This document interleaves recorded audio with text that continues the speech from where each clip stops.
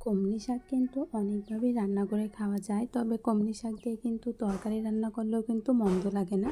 আসসালামু আলাইকুম, কেমন আছেন সবাই? আশা করি ভালো আছেন। আলহামদুলিল্লাহ, আমিও খুব ভালো আছি।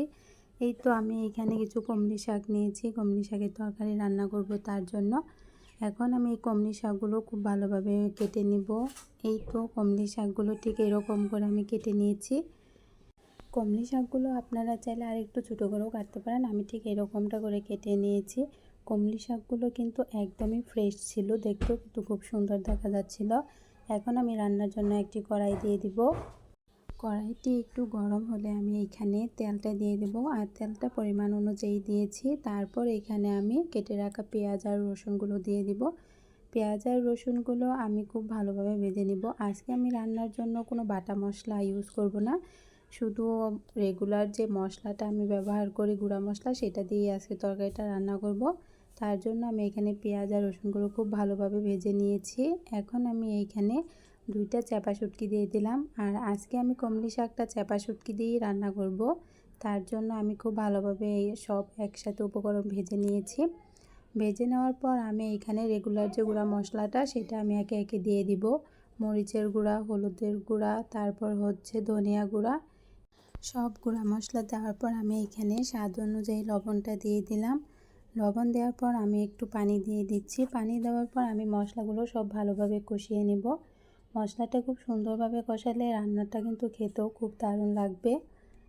এই তো মশলাটা আমার খুব ভালোভাবে কষানো হয়ে গিয়েছে, আর মশলাটা ভালোভাবে কষানোর জন্য একটু মাঝে মধ্যে নাড়াচাড়া দিয়ে দিতে হবে, যাতে করে লেগে না যায় কড়াইতে।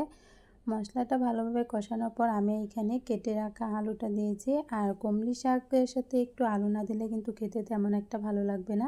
তার জন্য আমি এখানে আলুটা অ্যাড করে দিয়েছি। আলুগুলো দেওয়ার পর মশলার সাথে একটু ভালোভাবে মিশিয়ে নিয়ে আমি এখানে কেটে রাখা কমলি শাকটা দিয়ে দিব। কমলি শাক দিয়ে এরকম চাপা শুটকি রান্না করলে খেতে কিন্তু অসাধারণ লাগে, আর খুব অল্প সময়ের মাঝে কিন্তু খুব ভালোভাবে রান্না করা যায়। অল্প একটু পানি দিয়ে কমলি শাক আর আলুটা সিদ্ধ হওয়ার জন্য দিয়ে দিলাম। তারপর ঢাকনা দিয়ে ঢেকে দিয়ে রান্নাটা শেষ হওয়া পর্যন্ত অপেক্ষা করব, আর মাঝে মধ্যে এরকম একটু নাড়াচাড়া দিয়ে দিতে হবে, যাতে খুব সুন্দরভাবে তরকারিটা হয়ে যায়। এই তো রান্নাটা আমার প্রায় হয়ে এসেছে। আর কমলি শাক দিয়ে আলু আর চাপা শুটকি একসাথে করে রান্না করলে কিন্তু খেতে ভালোই লাগে, তেমন একটা মন্দ লাগে না। এই তো কমলি শাক দিয়ে চাপা শুটকির তরকারিটা আমার রান্না হয়ে গিয়েছে। রান্না করা কিন্তু একদমই সহজ, তেমন একটা ঝামেলা নেই।